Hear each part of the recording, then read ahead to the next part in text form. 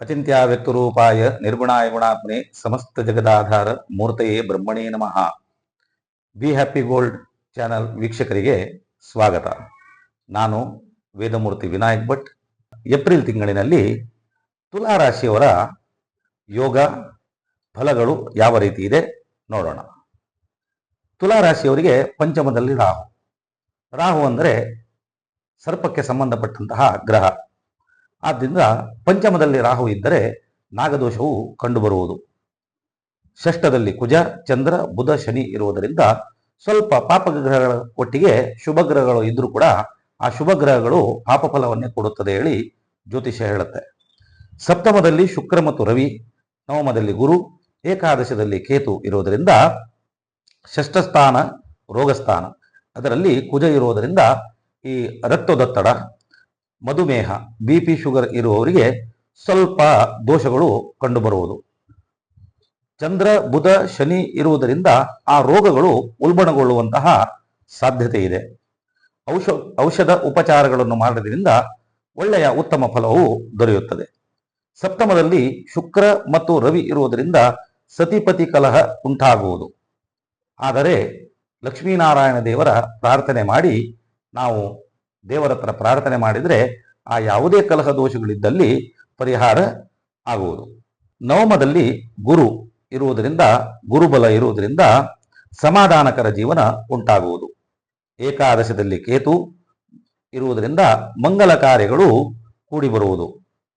ವಿವಾಹ ಯೋಗವು ಯಾರ್ಯಾರಿಗೆ ವಿವಾಹ ಮಂಗಲ ಕಾರಣಕ್ಕೋಸ್ಕರ ಕಾಯ್ತಾ ಇದ್ದೀರೋ ಅವರಿಗೆ ವಿವಾಹ ಮಂಗಲ ಕಾರಣವಾಗುವಂತಹ ಸುಯೋಗಗಳು ಈ ಏಪ್ರಿಲ್ ತಿಂಗಳಿನಲ್ಲಿ ತುಲಾ ರಾಶಿಯವರಿಗೆ ಆ ಯೋಗ ಅನುಕೂಲವಾಗುತ್ತದೆ.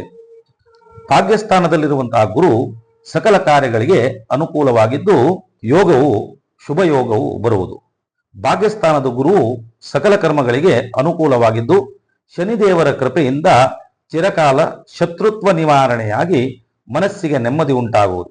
ಯಾರ್ಯಾರಿಗೆ ಶತ್ರುಗಳ ಪೀಡೆ ಇರುತ್ತೋ ಅವರಿಗೆ ಚಿಂತೆ ಇರುತ್ತೆ, ಶತ್ರು ಪೀಡೆ ಏನು ಮಾಡಬೇಕು. ಅದು ಶನಿದೇವರ ಕೃಪೆಯಿಂದ ಆ ಶತ್ರು ಪೀಡೆಯು ನಿವಾರಣೆಯಾಗುವುದು ಹಾಗೂ ಮನಸ್ಸಿಗೆ ನೆಮ್ಮದಿ ಉಂಟಾಗುವುದು. ಆರ್ಥಿಕವಾಗಿ ನೋಡ್ಲಿಕ್ಕೆ ಹೋದರೆ 6ಕ್ಕೇರದೆ 3ಕ್ಕೆ ಇಳಿಯದೆ ಸಮತೋಲನದಲ್ಲಿರುವುದು. ಮನೆಯಲ್ಲಿ ಹಾಗೂ ಕಚೇರಿ ಕೆಲಸದಲ್ಲಿ ನಿಮ್ಮ ಮಾತಿಗೆ ತೂಕ ಬರುವುದು ಈ ಯೋಗದಲ್ಲಿ ಕಂಡುಬರುತ್ತೆ. ಆರೋಗ್ಯದಲ್ಲಿ ಉತ್ತಮ ಫಲಗಳು ಕಂಡುಬರುತ್ತೆ. ಹಿರಿಯವರಿಗೆ ಪೌತ್ರ ದರ್ಶನ ಅಂದರೆ ಮನೆಯಲ್ಲಿ ಹಿರಿಯವರಿದ್ರೆ ಅವರಿಗೆ ಮೊಮ್ಮಕ್ಕಳು ಅಂದರೆ ಮನೆಯಲ್ಲಿರುವಂತಹ ಮಕ್ಕಳು ಆಗುವಂತಹ ಒಳ್ಳೆ ಯೋಗ ಈ ರಾಶಿಯವರಿಗೆ ಇದೆ. ಕಾರ್ಯಕ್ಷೇತ್ರದಲ್ಲಿ ಮೇಲಧಿಕಾರಿಗಳ ಕೃಪೆಯಿಂದ ಒಳ್ಳೆ ಸ್ಥಾನ ಪ್ರಾಪ್ತಿ, ಅವರ ಮನಸ್ಸು ಬದಲಾವಣೆಯಾಗಿ ನಿಮಗೆ ಒಳ್ಳೆ ಸ್ಥಾನಮಾನಾದಿಗಳು ಅವರು ಪ್ರಾಪ್ತಿ ಮಾಡಿಕೊಡ್ತಾರೆ. ಏಪ್ರಿಲ್ ತಿಂಗಳು ಕಳೆದು ಮೇ ತಿಂಗಳಿನ ಮೊದಲನೇ ವಾರದಲ್ಲಿ ಧನಾಗಮನವಿದ್ದರೂ ಸಹ ಹೊಸ ಕಾರ್ಯಸೂಚಿ ರೂಪಾಂತರಗೊಳ್ಳುವಂತಹದ್ದು ನಿಮಗೆ ಗೊತ್ತಾಗುತ್ತೆ. ಮಗಳ ಮಂಗಲ ಕಾರ್ಯವು ಮನೆಯಲ್ಲಿ ಹೆಣ್ಮಕ್ಕಳಿದ್ರೆ ಆ ಮಕ್ಕಳ ಮಂಗಲ ಕಾರ್ಯವು ನಡೆಯುವಂತಹ ಯೋಗ ಅನುಕೂಲವಾಗುತ್ತದೆ. ಭೂಮಿ ಖರೀದಿಗೆ ಒಳ್ಳೆಯ ಅವಕಾಶವಾಗುವುದು.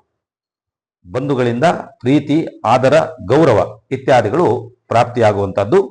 ವಿದೇಶ ಪ್ರವಾಸ ಯೋಗವಿದ್ದರೂ ಕೂಡ ಆದಷ್ಟು ದೂರ ಪ್ರಯಾಣವನ್ನು ನೀವು ನಿಷೇಧ ಮಾಡುವುದು ಆರೋಗ್ಯಕ್ಕೆ ಒಳ್ಳೆಯದು. ನಿರುದ್ಯೋಗಿಗಳಿಗೆ ಉದ್ಯೋಗ ಲಾಭದಿಂದ ಹರ್ಷ ಉಂಟಾಗುವುದು. ಮಗನ ವಿದ್ಯಾಭ್ಯಾಸದಿಂದ ಹಿರಿಯವರಿಗೆ, ತಂದೆ ತಾಯಿಯವರಿಗೆ ಹೆಮ್ಮೆ ಎನಿಸುವಂತಹ ಯೋಗ. ಆರೋಗ್ಯದಲ್ಲಿ ಕಫದ ಸಮಸ್ಯೆ ಕಂಡುಬಂದು ಗೃಹಿಣಿಗೆ ಅಲಂಕಾರಿಕ ವಸ್ತುಗಳು ಅವರು ಬಯಸದೇ ಬರುವಂತಹ ಯೋಗ ಈ ತಿಂಗಳಿನಲ್ಲಿ ಬರುತ್ತದೆ. ರಾಜಕೀಯದವರಿಗೆ ಎಲೆಮರೆಯ ಕಾಯಿಯಂತೆ ಇರುವಂತಹ ನಿಮ್ಮನ್ನು ಗುರುತಿಸಿ ಸ್ಥಾನಮಾನಗಳನ್ನು ನೀಡುವರು.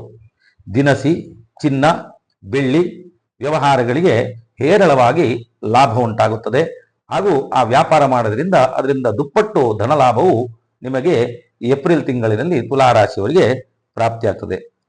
ಕಟ್ಟಡ ಸಾಮಗ್ರಿ ಅಂದರೆ ನೀವು ಕಟ್ಟಡವನ್ನು ನಿರ್ಮಾಣ ಮಾಡುವಂತಹದ್ದು, ಅದಕ್ಕೆ ಬೇಕಾಗುವಂತಹ ಸಾಮಗ್ರಿಗಳು, ಮರದ ಕುಸುರಿ ಕೆಲಸಗಳು, ಗಣಿ ಕೈಗಾರಿಕೆಯಲ್ಲಿ ಲಾಭ ಕಡಿಮೆ ಇದ್ದರೂ ಕೈತುಂಬ ನಿಮಗೆ ಕೆಲಸ ಇರುವಂತಹ ಯೋಗ ಭಾಗ್ಯ ಈ ಸಮಯದಲ್ಲಿ ಕಂಡುಬರುತ್ತದೆ. ಆಹಾರ ಪದಾರ್ಥಗಳ ವ್ಯವಹಾರ, ಜಲವೃತ್ತಿ, ಆಟಿಕೆ ಸಾಮಗ್ರಿಗಳ ವ್ಯಾಪಾರದಲ್ಲಿ ವಂಚನೆ ಹಾಗೂ ಶತ್ರುಪೀಡೆಗಳು ಕಂಡುಬರುವು. ತೆರಿಗೆ ಅಧಿಕಾರಿಗಳ ಭಯ ಕಂಡು ಬಂದರೂ ವೈದ್ಯರಿಗೆ, ಚಿಕಿತ್ಸಾ ವೃತ್ತಿಯಲ್ಲಿ ಇರುವವರಿಗೆ ಉತ್ತಮ ಆದಾಯ ಉತ್ಪತ್ತಿ ಬರುವುದು. ಆದರೆ ಶತ್ರುಬಾಧೆಯಿಂದ ಚಿತ್ತಸ್ಥಾನಕ್ಕೆ ಧಕ್ಕೆ ಬರುವುದು. ಕಫದ ಬಾಧೆ ಇರುವುದರಿಂದ ಆಸ್ಪತ್ರೆಗೆ ಆವಾಗವಾಗ ಹೋಗಿ ಬರುವಂತಹ ದೌರ್ಭಾಗ್ಯಗಳು ಇದರಲ್ಲಿ ಕಂಡುಬರುತ್ತೆ. ವಿದ್ಯಾರ್ಥಿಗಳಿಗೆ ಉತ್ತಮ ಸಫಲತೆ ತರುವಂತಹ ಯೋಗ. ಮನೆಯಲ್ಲಿ ಧಾರ್ಮಿಕ ಕಾರ್ಯಗಳು ನಡೆದು ಒಳ್ಳೆಯ ಮನೆಯಲ್ಲಿ ಶುಭದ ವಾತಾವರಣಗಳು ನಿಮಗೆ ಕಂಡುಬರುತ್ತೆ. ಮಕ್ಕಳಿಗೆ ಪ್ರವಾಸದಿಂದ ಆನಂದವಾಗುವುದು. ರಕ್ಷಣಾ ಇಲಾಖೆಯವರಿಗೆ ದೂರದ ಊರಿಗೆ ಪ್ರಯಾಣ ಅಥವಾ ವರ್ಗಾವಣೆ ಸಂಭವ ಇತ್ಯಾದಿ ಕಂಡುಬರುತ್ತೆ. ಪತ್ನಿಗೆ ಅನಾರೋಗ್ಯ ಅಥವಾ ಗೃಹ ಕಲಹ, ಆಸ್ತಿ ಪಾಸ್ತಿಯಲ್ಲಿ ವಿಭಾಗವಾಗುವಂತಹ ಸಂಭವ. ಭೂ ವ್ಯವಹಾರ ಮಾಡುವವರಿಗೆ ಉತ್ತಮ ಲಾಭ, ಗೃಹ ನಿರ್ಮಾಣ ಯೋಗ, ಕಾರ್ಯಸಿದ್ಧಿ ಹಾಗೂ ಇದೆಲ್ಲ ಮಾಡುವುದರಿಂದ ಸಂತೋಷ ಉಂಟಾಗುವುದು. ಪ್ರತಿ ಶುಕ್ರವಾರ ದುರ್ಗಾದೇವಿಗೆ ತುಪ್ಪದ ಲಿಂಬೆಹಣ್ಣಿನ ದೀಪ ಹಚ್ಚುವುದರಿಂದ ಯಾವುದೇ ರೀತಿಯಲ್ಲಿ ದುರ್ಗತಿಗಳು ಅಂದ್ರೆ ಕೆಟ್ಟದು ಏನಿದ್ರೂ ಎಲ್ಲ ನಿವಾರಣೆ ಆಗುತ್ತೆ. ಇಂಥವರು ಓಂ ದುಂ ದುರ್ಗಾಯೇ ನಮಃ ಎಂಬ ಮಂತ್ರವನ್ನು ಜಪಿಸುವುದರಿಂದ ಎಲ್ಲ ಕಾರ್ಯದಲ್ಲಿ ಬರುವಂತಹ ವಿಘ್ನಗಳು ನಾಶವಾಗಿ ಸನ್ಮಂಗಲವನ್ನುಂಟಾಗುವುದು.